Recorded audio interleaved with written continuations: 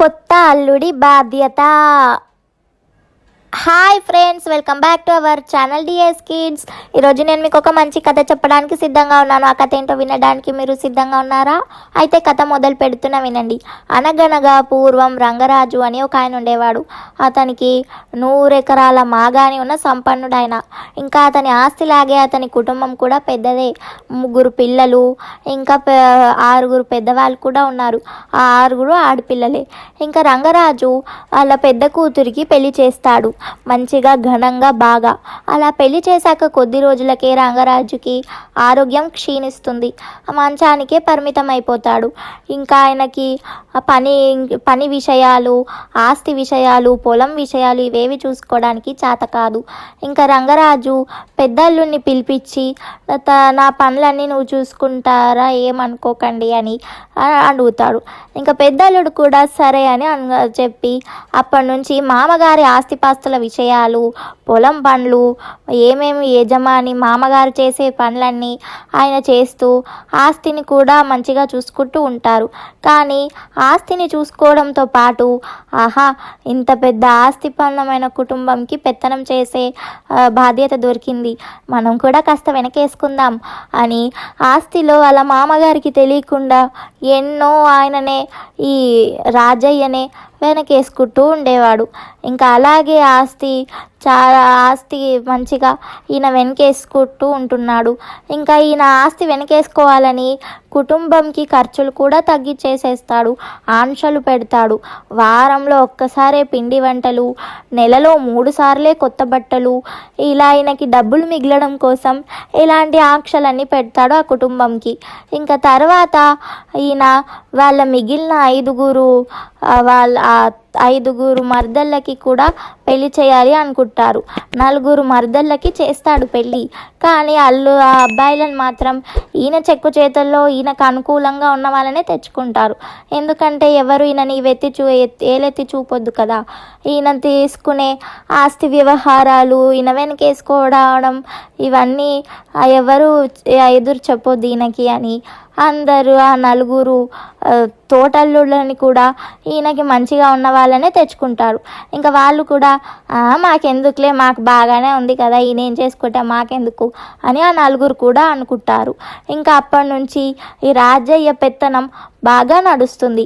ఇంకా తర్వాత వాళ్ళ 5వ మరదలు ఉంటుంది, ఆమె పెళ్లి చేసుకోదు. కొన్ని రోజుల తర్వాత ఆమె ఒకరోజు, నేను ఒక అతన్ని ప్రేమించాను, అతన్నే పెళ్లి చేసుకుంటాను, లేకపోతే పెళ్లి చేసుకోను అని చెప్పి వీర్రాజు అనే అతన్ని పెళ్లి చేసుకుంటుంది. ఈ వీర్రాజు మంచి తెలివిపరుడే. రాజయ్య చేసే పనులని, ఆయన వెనకేసుకునే వాటిని అన్నిటినీ బాగా గమనిస్తుంటాడు. రాజయ్య చేసే ప్రతి పనికి ఏంటి, అదేంటి, ఇదేంటి అని అడుగుతూ అడుగున అడ్డంకంగా ఈ వీర్రాజు రాజయ్యకి ఎదుర్కొంటాడు. ఇంకా ఇలాగే ఒక రోజు గడిచిపోతుంది. మరుసటి రోజు రాజయ్య రంగరాజుతో ఇలా అంటాడు, ఈ మధ్య మన ఆస్తిపాస్తులు కొంచెం తక్కువైపోతున్నాయి, అయినా నేనేం చేయను, మన కుటుంబంలో క్రమశిక్షణ తగ్గిపోయింది, అయినా నా మాట ఎవరు వింటారు, నేను కేవలం పెత్తనం కేవలం చెప్తాను అంతే, నేనేమన్నా ఆస్తికి వారసున్నా అందరూ నా మాట వినడానికి. కాబట్టి మామగారు మీకు ఒక సలహా ఇస్తాను, కాస్త మీ అబ్బాయి పెద్దగయ్యి వాడికి ఈ వ్యాపారం, ఆస్తిపాస్తులు ఇవన్నీ ఎలా చూసుకోవాలో వచ్చే వరకు నన్ను వారసుడిగా ప్రకటించండి, అప్పుడు అందరూ నా మాటకి విలువిస్తారు, ఎవరు నా మాటకి ఎదురు చెప్పరు అని అంటాడు. ఇంకా రంగరాజు కూడా, అయ్యో సరేనయ్యా, అందరూ నీ మాటకే విలువేయాలి, సరే అందరినీ ఇప్పుడే పిలిపిస్తాను అని మొత్తం కుటుంబ సభ్యులని, పని వాళ్ళని అందరినీ పిలిపించి, రాజయ్య ఏది చెప్తే అది నేను చెప్పినట్టే, ఈయనని ఎవ్వరూ ఇప్పటి నుంచి ఏలెత్తి చూపొద్దు, ఇదేంటి అదేంటి అని అడగొద్దు, ఇతని ఆంక్షలు, ఇతను ఏం చెప్పినా ఎదురు చెప్పొద్దు అని చెప్తాడు రంగరాజు. ఇంకా అప్పటి నుంచి రాజయ్య వెనకేసుకురావడం ఇంకా ఎక్కువైపోయింది. ఆస్తిపాస్తులన్నీ తన వెనకేసుకుంటున్నాడు. ఇంకా బహిరంగంగా తన సొంత ఊర్లో ఒక పెద్ద మేడ కూడా కట్టించుకుంటున్నాడు, ఈ మామగారి దగ్గర దొంగలిచ్చిన ఆస్తిపాస్తులతో.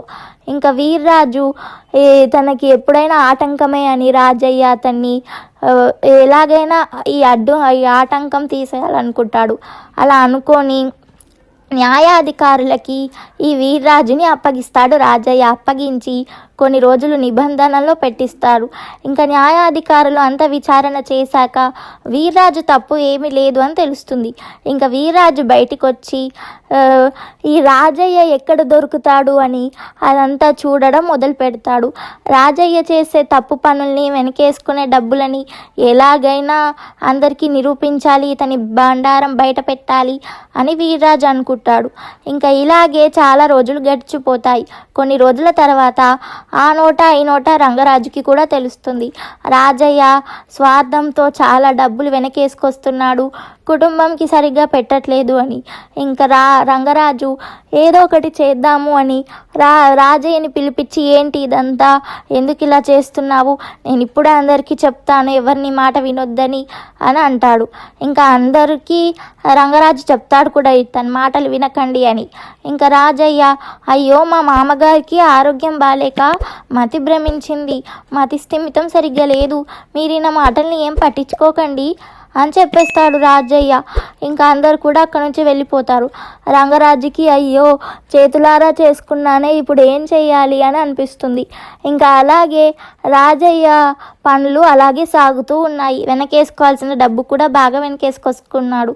ఇంకా వీర్రాజేమో రాజయ్య బండారం ఎలాగైనా బయట పెట్టాలి అని అన్నీ ఇతను ఏం చేస్తున్నాడు అని బాగా రాజయ్యని పరిశీలించడం మొదలుపెట్టాడు.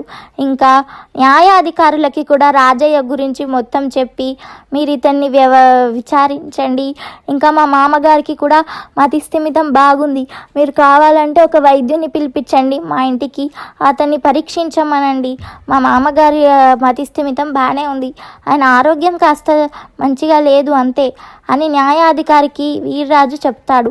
ఇంకా న్యాయాధికారి కూడా సరే అని విచారణకి రాజయ్య దగ్గరికి కొంతమంది అధికారులని పంపిస్తారు.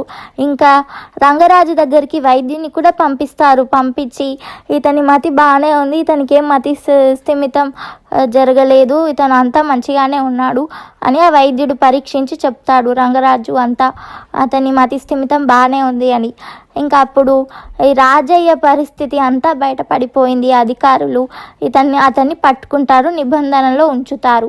ఇంకా తర్వాత రంగరాజు వీర్రాజుకి చెప్తాడు, ఇప్పటి నుంచి నువ్వే ఆస్తిపాస్తులు ఇవన్నీ చూసుకోవాలి, జాగ్రత్తగా చూసుకో, రాజయ్య కొన్ని రోజులు నిబంధనలో ఉన్నాడు కదా అని.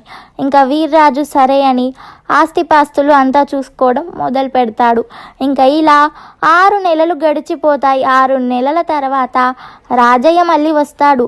కానీ ఈసారి వీర్రాజు రాజయ్య ఏం చేస్తాడో, రాజయ్య అది చేస్తాడో ఇది చేస్తాడో అని ఎక్కువ రాజయ్య మీదనే దృష్టి పెట్టి, అతని తప్పులు ఏంచడంలోనే దృష్టి పెట్టి, వ్యాపారం, ఆస్తిపాస్తులు ఇవేవి మంచిగా శ్రద్ధగా చూసుకునేవాడు కాదు.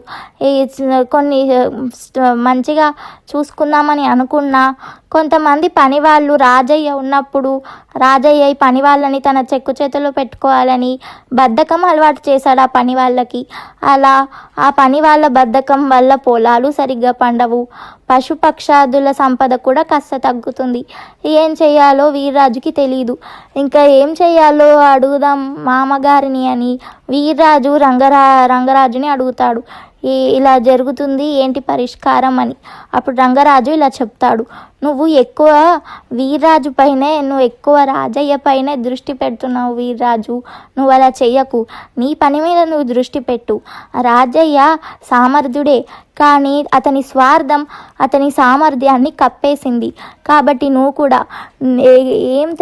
ఏం చేయాలి, ఆస్తిని ఎలా వృద్ధి చెందాలి, ఆస్తిని ఎలా పెంచాలి, మంచి మార్గాలలో సక్రమమైన మార్గంలో ఆస్తిని ఎలా పెంచాలి అని ఆలోచించు. రాజయ్య గురించి ఎక్కువగా ఆలోచించకు. అలా చేస్తే నీకు మంచిది కాదు, మన కుటుంబానికి మంచిది కాదు. కొత్త అల్లుడిగా నీ బాధ్యత ఇదే, నువ్వు మంచిగా నీ బాధ్యతని నెరవేర్చు అని రంగరాజు చెప్తాడు. ఇంకా రంగరాజు అలా చెప్పాక వీర్రాజు సరే అని అక్కడి నుంచి వెళ్తాడు. ఇంకా అప్పటి నుంచి వీర్రాజు ఎన్నెన్నో మంచి మంచి మార్గాలలో రంగరాజు ఆస్తిని 2 ఇంతలు 3 ఇంతలు చేసి మంచిగా పెంచి ఆస్తిని మంచిగా వృద్ధి చేస్తాడు వీర్రాజు. చూసారా ఫ్రెండ్స్ ఈ కథలో ఉన్న నీతి ఏంటంటే ఎప్పుడైనా మనలో ఉన్న చెడు గుణాలు మన మంచిని ఎప్పుడు కప్పేయొద్దు. ఎప్పుడు మన మంచి వెలుగుతూనే ఉండాలి. అలా వెలుగుతూ ఉంటేనే మనం మంచిగా ఉంటాం. మన చెడు ఎప్పుడు పైకి రావద్దు. మన మంచే ఎప్పుడు ఇంకా పెరుగుతూ ఉండాలి. ఎప్పుడు మీ మంచిని పెంచుకోండి, చెడుని ఎక్కువగా రానివ్వకండి మీలో. ఓకేనా ఫ్రెండ్స్? ఈ స్టోరీ మీకు నచ్చితే లైక్ చేయండి, చాలామందికి వినిపించాలంటే షేర్ చేయండి. ఇంకా ఈ స్టోరీ గురించి ఏమన్నా చెప్పాలంటే కింద ఉన్న కామెంట్ సెక్షన్లో చెప్పండి. ఇంకా మన ఛానల్ని సబ్స్క్రైబ్ చేయండి. సబ్స్క్రైబ్ చేసి పక్కనే ఉన్న బెల్ ఒత్తి ఆల్ ఒత్తండి. ఇంకా మన స్టోరీ గురించి ఏమన్నా చెప్పాలంటే కింద ఉన్న కామెంట్ సెక్షన్లో చెప్పండి. ఓకేనా ఫ్రెండ్స్? ఇంకా మన ఛానల్ని సబ్స్క్రైబ్ చేసి పక్కనే ఉన్న బెల్ ఒత్తి ఆల్ ఒత్తండి. అలా బెల్ ఒత్తి ఆల్ ఒత్తితే నేనేమైనా వీడియోస్ చేస్తే మీకు నోటిఫికేషన్స్ వస్తాయి. ఓకేనా? Bye. See you next week. ఇంకొక కొత్త మంచి స్టోరీతో నేను మీ ముందుకు వస్తాను. నేను మీ బుద్ధుడిని. Bye. See you next week.